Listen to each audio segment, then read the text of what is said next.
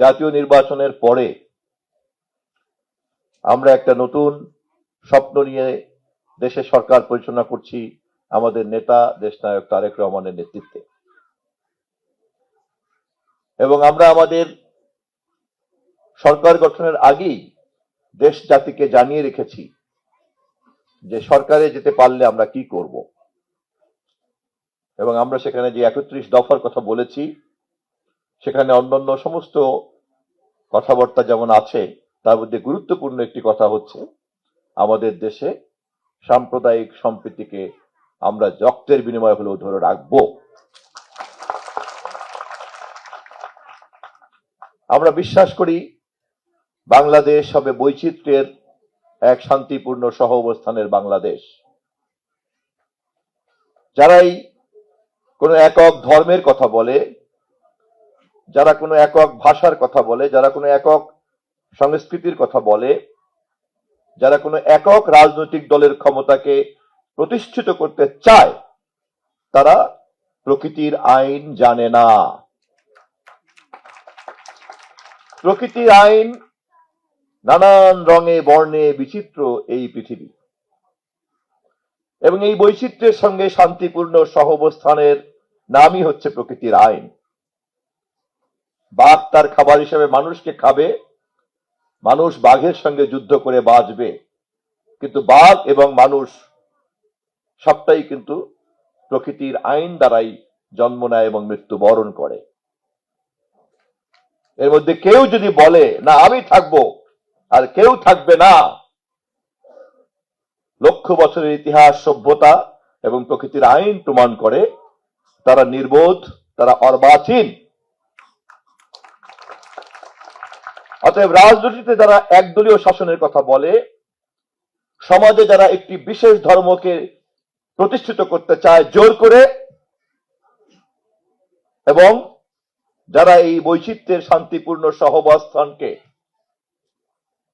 খোলা মনে মানতে পারে না, তারা সমাজ বিরোধী, তারা মানবতা বিরোধী, এবং তারা হচ্ছে সভ্যতার বিরুদ্ধে। আজকের এই অনুষ্ঠান একটি সামাজিক অনুষ্ঠান, একটি সামাজিক সংগঠন দ্বারা আপনারা আয়োজন করেছেন। এই অনুষ্ঠানের সকল সদস্যদের কে আমি জানি, চিনি, আপনাদের চিন্তা ভাবনাকেও আমি চিনি, জানি। অতএব আপনাদেরকে পরিষ্কার থাকতে হবে যে এই ধরনের সংগঠনের জন্ম হবে এবং তাদের কর্মকাণ্ডের চর্চা হবে আপনাদের নিজেদের জগতের মধ্যে, কিন্তু লক্ষ্য থাকবে, উদ্দেশ্য থাকবে সকলের সঙ্গেই শান্তিপূর্ণ সহাবস্থান করার জন্য। আমরা পৃথিবীতে এমন কিছু দেশ দেখেছি যারা জোর করে রাষ্ট্র, রাজনীতি, সমাজে ধর্মের কর্তৃত্ব প্রতিষ্ঠা করতে চায়। এমনকি দেশের মধ্যেও রাজ্য প্রদেশগুলিকেও বিভক্ত করে। কূটনীতির কারণে আমি কোন দেশের নাম বলতে চাই না, কিন্তু কথা তো প্রমাণিত। এই আচরণ যারা যারা করে, যারা চিন্তা করে, তারা এমনও হতে পারে যে পরস্পরের সঙ্গে তারা বুঝে বা না বুঝে একে অপরকে মানব জাতির মধ্যে, সভ্যতার মধ্যে বিভক্তির জন্য কাজ করে। কারণ এই বিভক্তি থাকলেই এই ধরনের অপশক্তিরা ভাগ ভাগ করে তারা তাদের অপচিন্তাকে চর্চা করতে পারে।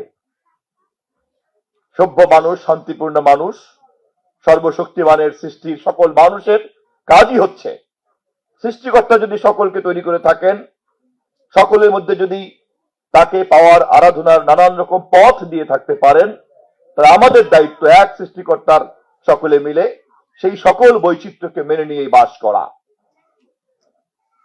আমি বিশ্বাস করতে চাই আপনের নীতি নির্ধারকরা এই কথাটিকে ভালো করে জানবেন, বুঝবেন এবং সেভাবেই চর্চা করবেন।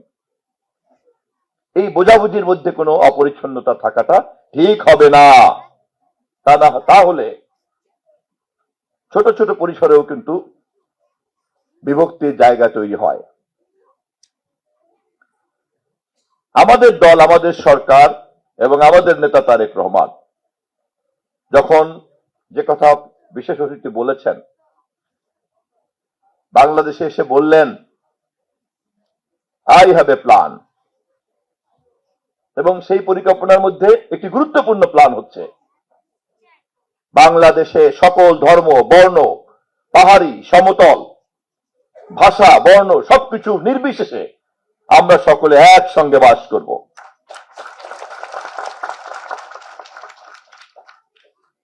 এবং সেই পরিকল্পনাকে সমর্থন করেই কিন্তু বিগত নির্বাচনে তারেক রহমানের দলকে এদেশের মানুষ 2/3 বেশি সংখ্যাগরিষ্ঠতা দিয়ে সরকারে পাঠিয়েছে। একটু আগে দেখলাম ব্রিটেনের নবনির্বাচিত প্রধানমন্ত্রী হেনরি বার্নহাম এই কেবল নির্বাচিত হলো, স্টারমারকে সরিয়ে সে কেবল হলো লেবার পার্টির নেতা হিসাবে, এবং বক্তৃতায় শুরুতেই সে বলছে আই হ্যাভ এ প্ল্যান। এবং শুনেই মনে হচ্ছে তারেক রহমানের ভাষায় ব্রিটেনের নবনির্বাচিত প্রধানমন্ত্রী তার জাতিকে আশ্বাস দিচ্ছে। যে কথা মানুষের, সেই কথা যদি রাষ্ট্রনায়ক তার পরিকল্পনার মধ্যে হাজির করেন, তখন মানুষ তার সেই পরিকল্পনা খুঁজে পায় রাষ্ট্রনায়কের কথার মধ্যে, এবং তখন তাকেই সে নেতা হিসাবে মেনে সেই কথার বাস্তবায়ন দেখতে চায়।